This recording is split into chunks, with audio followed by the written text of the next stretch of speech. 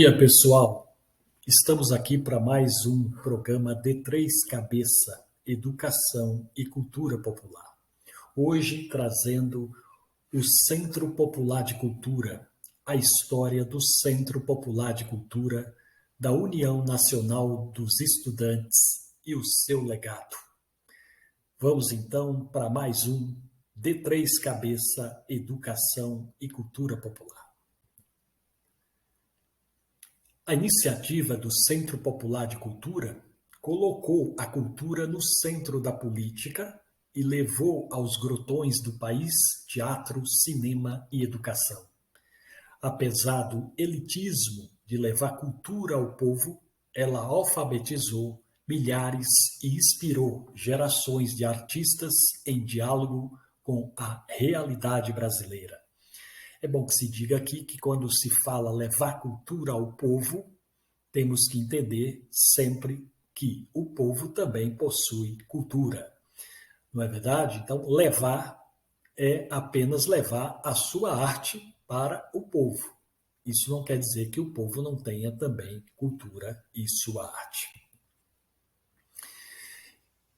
Estávamos ali próximos, ou melhor, estamos próximo do aniversário de 60 anos do Centro Popular de Cultura, o CPC, criado pela União Nacional dos Estudantes, a UNE, e que fez história, mesmo tendo existido por poucos anos. Não é? Para alguns, ele começou em dezembro de 1961, para outros foi o ano de 1962 que marcou o seu nascimento. De 61 a 62, os movimentos foram se somando, por isso que tem essa divisão aí de entender que o movimento foi um tempo, foi outro, né? Mas de 61 para 62, um grande movimento cultural, né? Estabeleceu no Brasil, e o CPC, o Centro Popular de Cultura, está entre esse período, o seu nascimento, né? Que vai também viver por pouco tempo. O CPC capitaneou várias ações e formações no campo das artes em muitos lugares e se espalhou pelo país através da União Nacional dos Estudantes, com a Univolantes, com apresentações teatrais e oficinas culturais, além de apoiar movimentos sociais daquela época. O CPC tinha o foco na conscientização política e viu na cultura o espaço ideal para propagar as ideias da esquerda, deixando importante herança artística nas áreas da música, do teatro, da literatura e do cinema. É bom que se diga aqui, não é, que é um movimento efervescente da época, né? Afinal de contas, o governo João Goulart está ali no poder, exercendo um projeto nacional de outros caminhos, né, para a política brasileira, para a economia brasileira. Isso não está ocorrendo só no Brasil, está espalhado aí pela América Latina, né?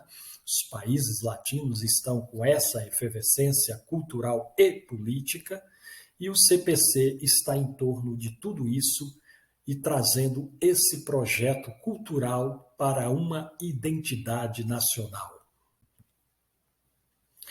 Suas atividades foram suspensas após o golpe civil-militar de 1964, fazendo com que vários dos artistas e intelectuais que o integravam fossem perseguidos, presos e exilados. Sabemos dessa história, não é, pessoal? Uma das inspirações para a criação do CPC veio do movimento de cultura popular, o MCP, da cidade do Recife, criado em 1960, no primeiro ano de mandato de Miguel Arraes como prefeito da cidade, né?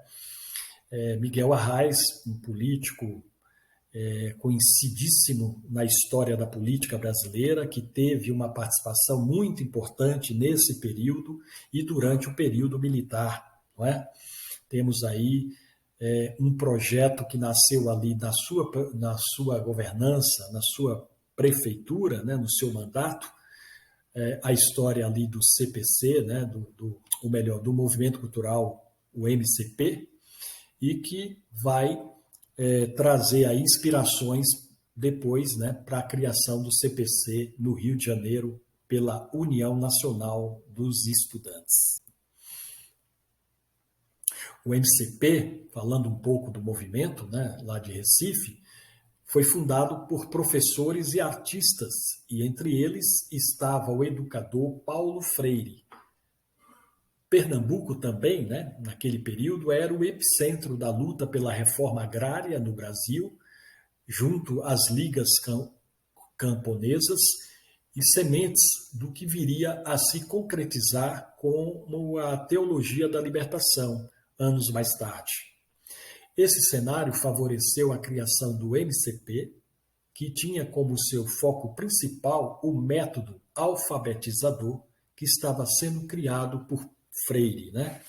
Movimento educacional de alfabetização de Paulo Freire, que vocês conhecem e que já trabalhamos aqui em programas e que vamos voltar a trabalhar quando estiver trabalhando exclusivamente o método de alfabetização de Paulo Freire. O sucesso do MCP, né, logo faria com que a ideia fosse replicada pela a União Nacional dos Estudantes, no Rio de Janeiro. Aqui em São Paulo, o Teatro de Arena também foi fonte para a sua criação, tanto que alguns dos seus fundadores saíram daquele grupo teatral, do Arena, e mudaram para a capital carioca para colaborar integralmente com o CPC. Isso aconteceu quando o Arena foi apresentar um espetáculo no Rio de Janeiro e parte dos artistas do Arena identificou com o Centro Popular de Cultura, posteriormente foram morar no Rio de Janeiro para entrarem no movimento e ajudar a fundar o movimento pela União Nacional dos Estudantes, e aí fundaram, juntos com a UNE, o Centro Popular de Cultura, com pretensões de buscar uma identidade cultural para o Brasil. O Centro Popular de Cultura, o CPC, é criado em 1961, no Rio de Janeiro, ligado à União Nacional de Estudantes, a UNE, e reúne artistas de distintas procedências, no teatro, na música, no cinema, na literatura, nas artes plásticas, etc. O eixo do projeto do CPC se define pela tentativa de construção de uma cultura nacional popular e democrática. Vejam vocês que é um projeto de identidade nacional cultural através dessa cultura nacional e que ela fosse, né, como tentaram fazer, popular e democrática. O engajamento CPCista encontra-se sistematizado no anteprojeto do Manifesto do Centro Popular de Cultura, que é bastante polêmico, vocês vão ver, de autoria do sociólogo Carlos Estevão Martins, primeiro diretor do CPC. Olha o documento, o que diz. O documento postula o engajamento do artista frente ao quadro político e cultural do país no período e faz o diagnóstico da impossibilidade de uma arte popular fora da política. De acordo com o anteprojeto, a arte do povo é de ingênua consciência. Temos aqui um livro do Carlos Estevão sobre a questão da cultura popular. Eles, através do diagnóstico que fizeram, chegaram à conclusão, né? E aí sim tem razão, né? A arte popular não pode estar fora da política, né? Como tudo não está fora da política, não é a arte popular que vai ficar de fora, evidentemente. Porém, quando o anteprojeto dizia que a arte do povo é ingênua de consciência, né? Aí é uma polêmica que o CPC carregou no período, houve muito debate em torno desse anteprojeto, desse manifesto, com pessoas, com outros artistas, outros intelectuais que não concordavam com isso, porque, na verdade, quando a gente fala em ingênua consciência, em termos de artes, pode ter ingênua consciência de um lado ou de outro, né? Isso é extremamente relativo dizer, afirmar dessa forma. Porém, naquele período, naquele momento histórico, né, é possível compreender o que eles queriam dizer com isso, não é? Desprovida, e ele vai mais longe, né, o manifesto, desprovida de qualidade artística e de pretensões culturais, não tem outra função senão a de satisfazer necessidades lúdicas e de ornamento.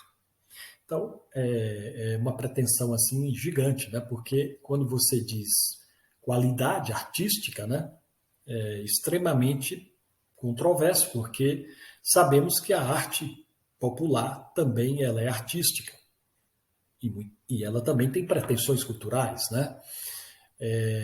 E ela não procura só satisfazer necessidades lúdicas e nem ornamento. E também pode ter, assim como pode ter na cultura dos intelectuais, dos estudantes.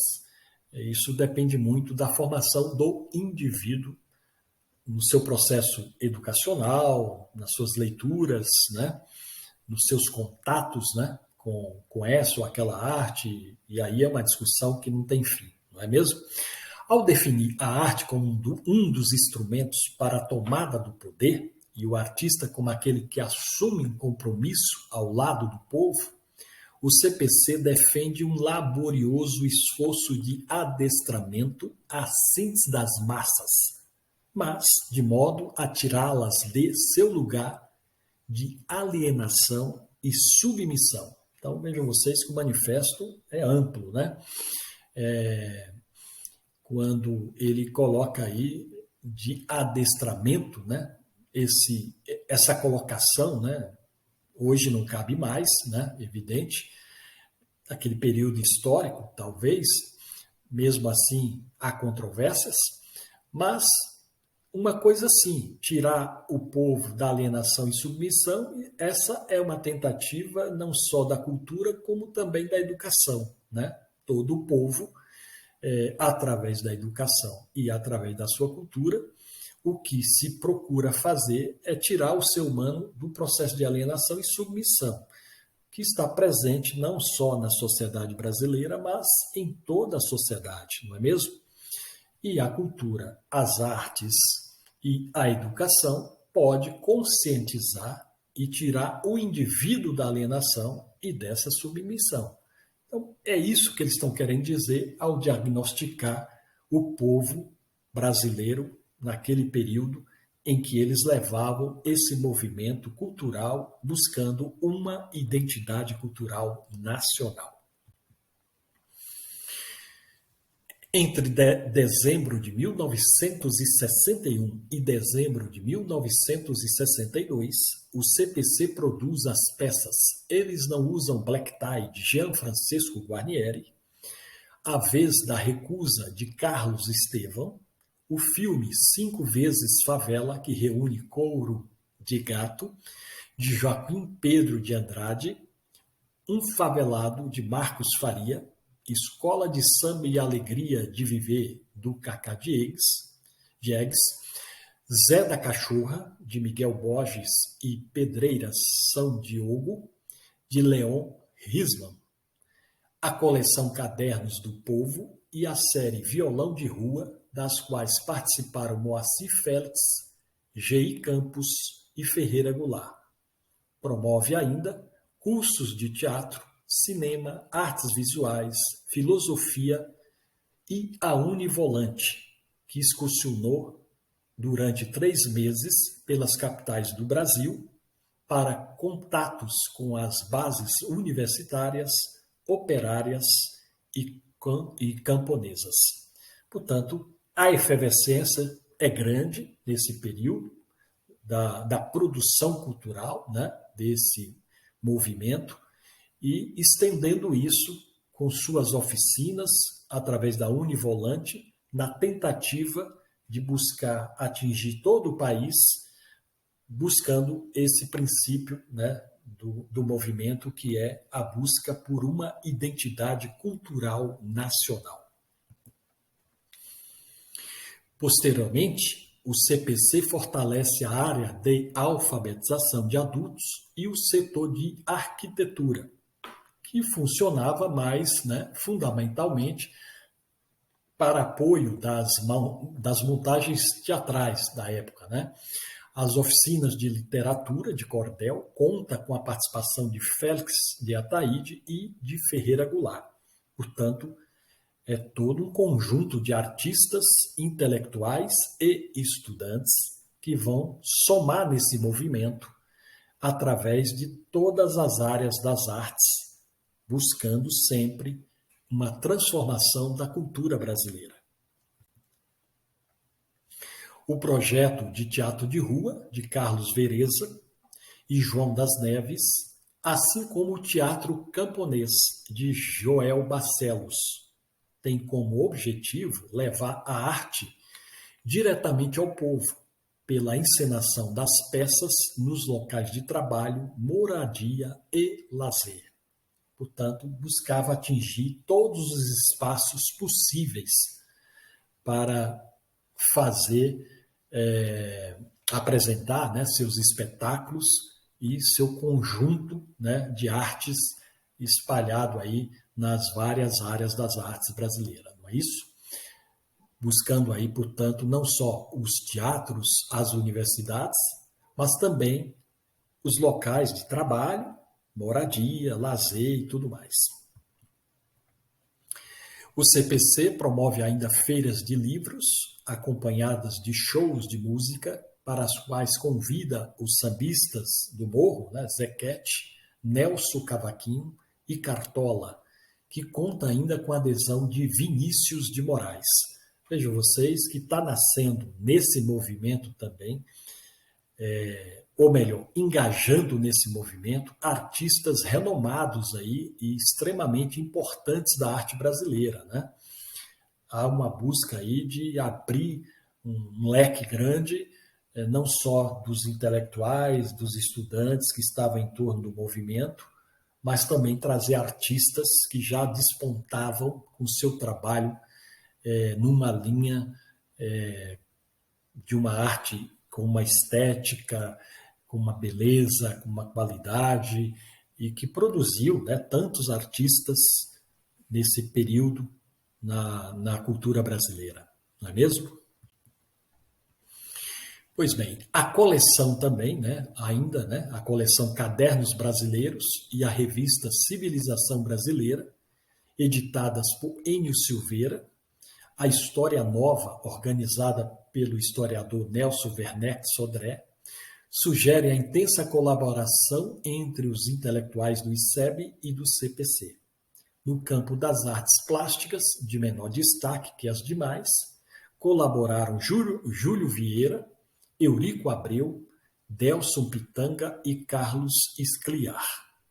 Então, também as artes plásticas presentes neste movimento, com destaque menor, mas presente no CPC, no Centro Popular de Cultura. Embora a experiência do CPC tenha dado frutos em outras regiões do país, em Belo Horizonte, por exemplo, onde atua o poeta, né, Afonso Romano de Santana, o seu locus é o Rio de Janeiro. Depoimentos indicam que as tentativas de trazer o CPC para São Paulo, por exemplo, fracassaram em função da hegemonia do teatro de arena na cidade. É bom lembrar que o CPC não é o único movimento do país, não é mesmo, né? Temos aqui em São Paulo o Arena e depois temos a Oficina do Zé Celso Martins Correia e outros movimentos culturais aqui em São Paulo, assim como outros movimentos culturais espalhados pelo país afora.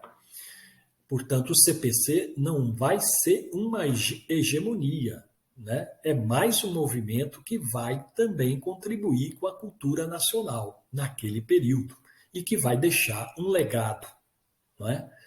Que temos acompanhado nesse legado artistas, né, da época do período, do pós-período e, até hoje, artistas que inspiram nesse movimento, assim como em outros movimentos da cultura brasileira para continuar desenvolvendo a nossa cultura. O golpe militar de 1964 traz consigo o fechamento do CPC, a prisão de artistas e intelectuais e o exílio político. Nós sabemos disso, né? Na nossa história, o fechamento não foi só do movimento cultural do CPC, mas foi o fechamento de outros movimentos culturais do país, assim como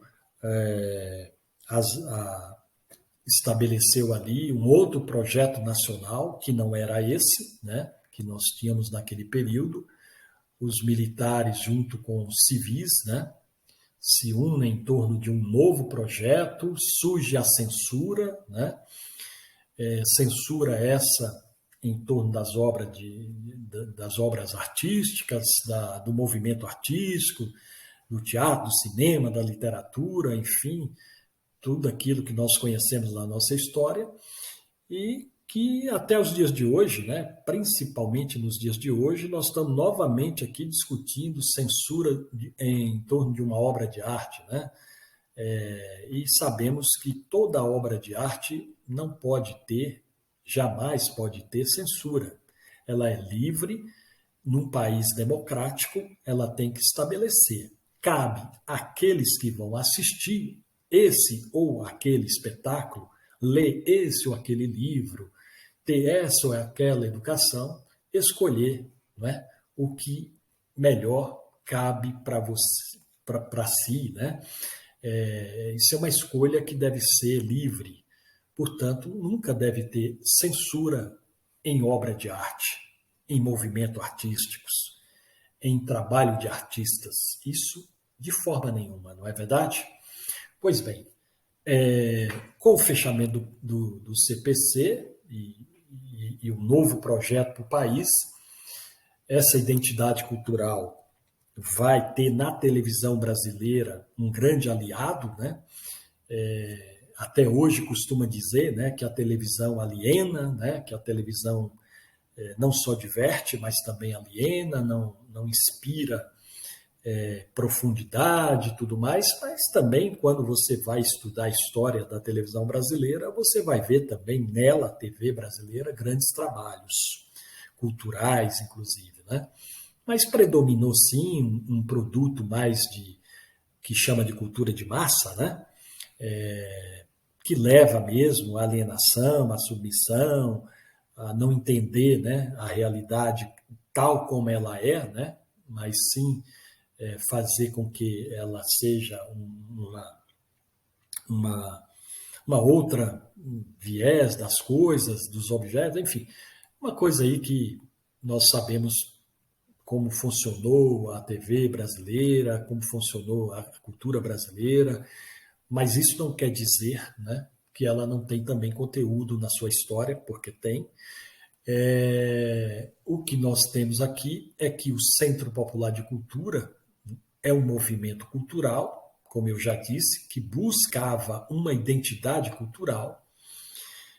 Essa identidade cultural, né, nós não conseguimos ainda atingir, né, não temos uma identidade cultural nacional, mas temos muitos movimentos culturais nacionais, sejam eles dos intelectuais, dos estudantes, sejam eles dos operários, dos camponeses, ou seja, entre cultura popular e cultura erudita, temos grandes movimentos na nossa cultura, na nossa arte, não é? E o CPC, a exemplo de outros movimentos culturais, deixaram legados importantes para estudo e para a continuidade da nossa arte, da nossa cultura, não é mesmo? Então, hoje eu procurei aqui trazer um pouco dessa história, né? Não é uma história totalmente aprofundada, mas despertar em você que está aqui assistindo esse programa a conhecer e procurar conhecer nos diversos livros e outros, e uma grande produção cultural, né? Quando você desbruça nos artistas brasileiros desse período, você encontra aí grandes artistas. Aqui eu citei alguns nomes, mas foram outros tantos nomes que participaram e que contribuíram para a nossa cultura. E muitos deles, ainda vivos, continuam contribuindo. Tá certo? Era isso o programa de hoje, pessoal. Espero que vocês tenham gostado. Vamos aqui para mais um final de programa, no programa de Três Cabeças, Educação e Cultura Popular. Você nos encontra no grupo d3educacional.com.br. Procure nós lá, nós somos uma editora que trabalha com publicação de livros, com cursos de educação e cultura. Trabalhamos também com eventos culturais e educacionais e temos o maior prazer de receber os seus originais, sejam eles no campo da literatura ou na produção acadêmica, para publicar o seu trabalho. A editora D3 está aberta para a sua publicação. Nos procure que teremos o maior prazer de ver o seu trabalho para posterior publicação. É isso, pessoal. O programa ganha na próxima semana férias de julho. Retornaremos daqui a 15 dias com mais um programa de Três Cabeças, Educação e Cultura Popular. Até, pessoal. Bom fim de semana, boa semana. Um grande abraço a todos. Em pé. E termino com os meus toques do ukulele. Tchau, pessoal.